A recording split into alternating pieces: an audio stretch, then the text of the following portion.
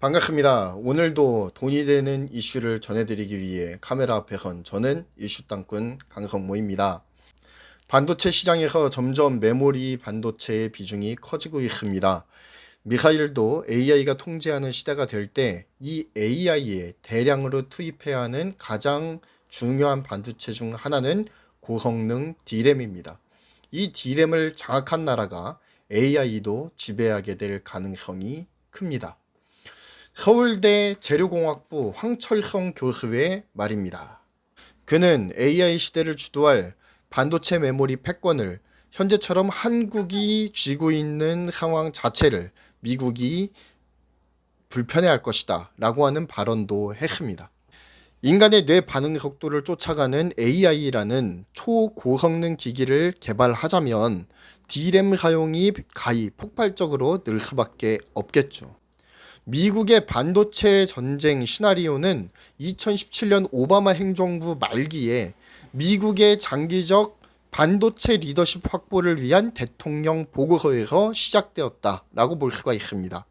이 보고서의 핵심 내용은 중국 반도체 산업의 부상을 철저히 막으라는 권고와 미국의 세계 반도체 시장 지배력 확보에 대한 전략이었습니다.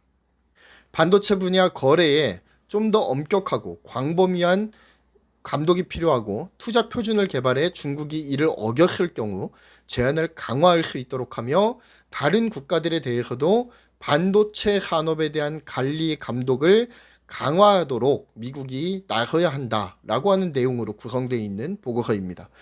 한마디로 미국이 세계 반도체 업계에 대한 관리 감독권을 행사해서 시장을 통제할 수 있어야 한다라고 하는 말을 보여주고 있어요. 이를 위해 반도체 패권을 다지기 위한 일을 미국이 할 것이라고 하는 그 예측은 그 오바마 행정부 말기 때부터 나왔던 이야기입니다. 지난해 5월 일본 도호쿠 대학에서는 일본 반도체 전략을 점검하는 나노 전자기술 전략을 위한 국제회의가 열렸습니다. 이 회의 이전에 일본의 경제단체 연합회가 주축이 되어서 반도체 시스템에서부터 소재까지의 현황을 전수조사합니다. 일본이 반도체 주도권을 다시 쥐기 위한 전략을 마련한 것으로 알려졌습니다. 일본은 지난해에 반도체 산업 현황을 파악하고 국제적 반응에 대한 탐색을 끝냈다라는 말이죠. 한마디로 전쟁 준비를 마쳤다라고 볼 수가 있습니다. 미국은 2017년, 일본은 2018년에 반도체 전쟁을 위한 시나리오가 이미 나왔습니다. 그동안 D램의 주도권을 잡고 있었던 한국은 아무런 전략적 노력을 하지 않고 있었다라고 해도 과언이 아닐 것입니다. 삼성전자의 양산력, 그리고 세계 최고 품질의 D램을 꾸준히 고객들이 찾아줄 것이다 라고 하는 그런 막연한 기대 이외에는 그 뭔가 국가적인 전략이라든지 그런 방향이 확실하지 않았던 것이 사실입니다. 반도체 인재 개발에도 게으른 모습을 보여주고 있는 것이 사실이고요. 그리고 지금 중국으로 굉장히 빠르게 인력 유출이 되고 있는데 그것마저도 굉장히 속수무책으로 손을 놓고 있는 상황이 아닌가라는 생각이 들 정도입니다. 인력 관리를 확실하게 해야죠. 예. 지금 한국에서 믿을 게 이 두뇌 아니겠습니까? 브레인들이 빠져나가면 한국의 미래는 거의 없다라고 봐도 과언이 아니에요. 그러니까 중국으로 빠져나가는 한국의 브레인들을 어떻게 해서든 막고 그들에게 정말로 인센티브를 퍼붓는 한이 있더라도 정말로 그들을 붙잡아두는 것이 굉장히 중요한 전략 중에 하나일 겁니다.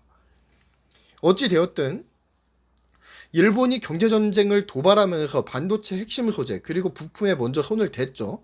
그러면서 국제 분업체제인 글로벌 밸류체인을 의도적으로 깨고 있다라고 보여져요. 그런데 미국은 이것에 대해서 침묵을 지키면서 뒷짐을 지고 있는 상황이죠.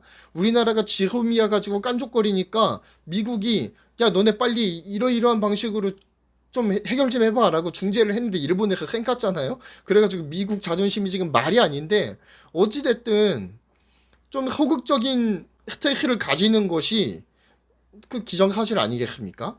이런 태도는 미국이 이 반도체 전쟁의 하나의 주체로서 참전하고 있다라고 하는 얘기는 아닌지 일본을 시켜서 대리전을 치르는 양상으로 가고 있는 것은 아닌지에 대해서 다시 한번 의구심을 제기할 수밖에 없는 형국이다 라고 여겨집니다.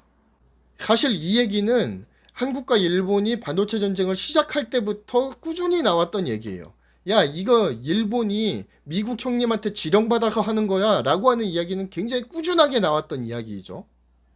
어찌됐든 이 전쟁에서 일본의 뒤에는 미국이 있다라는 사실을 누구나 짐작해 볼 여지가 있는 그러한 그림 아니겠습니까?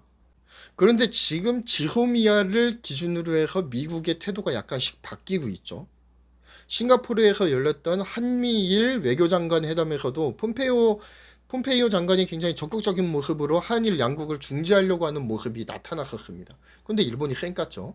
어찌되었든 지금 이런 상황으로 보면은 미국의 영향력이 점차 이렇게 좀 밀려나고 있는 것이 아닌가라는 형국으로 보여지기도 하고요. 조금 헷갈리는 상황이긴 합니다. 그렇지만 일본의 배후에 미국이 있다라고 하는 이 합리적 의심은 아직까지도 좀 거두기 힘든 그러한 여지를 남겨두는 것이 아닌가라는 생각도 해보게 됩니다. 하여간에 여기에 대해서는 조금 더 이렇게 좀 신중하게 모니터링을 해봐야 될 필요가 있겠다라는 생각이 듭니다. 그 다음 주제로 넘어가 보도록 하겠습니다. 코스피와 코스닥 국내 시장이 꼬꾸라졌죠. 그러면서 불확실성이 굉장히 빈번해지기 시작했습니다.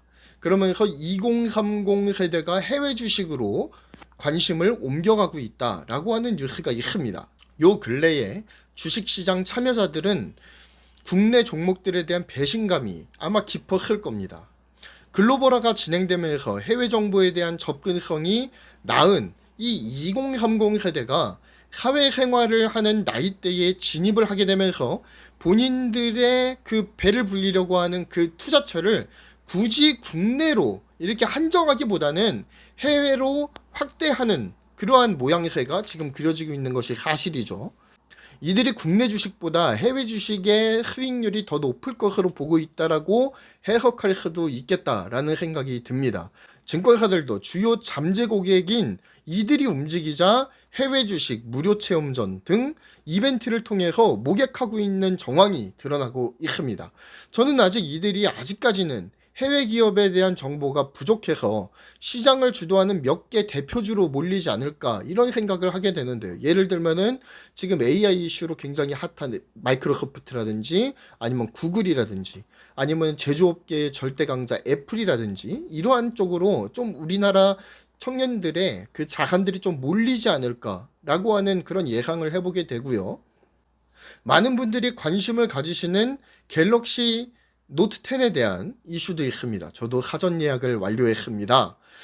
아마 8월 20일 정도가 되면은 따끈따끈한 이 새 폰이 들어와서 제가 어쩌면은 언박싱 영상을 오랜만에 찍을 수도 있겠다라는 생각이 듭니다. 보야 마이크 이후에 거의 뭐 최초가 될 것 같은데 어찌됐든 저도 좀 기대가 큽니다. 어쩌면은 제가 영상으로 이렇게 마술봉을 돌리는 그런 형국을 제가 보여드릴 수도 있겠다라는 생각도 들거든요. 어찌됐든 출고가 124만원인 갤노트 10 신제품을 8만원에 예약 판매하는 매장이 등장을 했습니다. 와, 대단하지 않나요? 와, 뽐뿌 사이트에서는 서울 땡땡 성지에서 갤노트 10을 8만원에 계약하고 갔다라고 하는 글이 속속들이 올라오고 있는 상황입니다. 갤노트 10의 출시와 함께 보조금 시장이 들썩이는 건 크게 두 가지 이유 때문이에요. 갤노트 10이 5G 전용폰으로 출시가 되었기 때문에 4G에 비해 비싼 5G 요금제 가입자를 늘려야 하는 이 이통사의 입장에서는 말입니다. 인기 있는 달마늘기가 나왔을 때에 가입자를 확 땡겨와야 돼요. 그렇지 않겠습니까? 그래서 여기에서 보조금을 대거 할당할 수밖에 없을 것이다 라고 하는 전망이 나오고 있죠. 거기에다가 이 통사 대리점들은 고객을 유치할 때마다 본사에서 수당, 즉 리베이트를 받습니다. 그런데 대리점이 이를 소비자들에게 주는 방식으로 해서 혜택을 늘려서 가입자 확보에 나서고 있다라고 하는 의견이 있습니다. 소비자 가격 124만 8,500원과 성지에서의 실구매가 8만원 차이를 계산을 하자면 공시 지원금을 제하고도 대리점 차원에서 70만 원 가량을 더 얹어주고 있다라는 얘기가 성립이 되는 거예요. 5G 가입자 경쟁이 노트 10을 기준으로 해서 다시 불붙을 조짐을 보이고 있습니다. 그러면서 통신사들이 일부 매장에 집중적으로 가입자 확보를 위한 지원금을 늘리지 않을까라는 전망이 조심스럽게 올라오고 있습니다. 올 상반기에는 5G 폰이 삼성의 갤럭시 S10 5G 모델 그리고 LG의 V50 신Q 이 두 가지밖에 없었어요. 세계 최초의 5G 스마트폰이 이 두 종류밖에 없었습니다. 그나마 수도권조차도 커버리지가 아직까지도 구축 중입니다.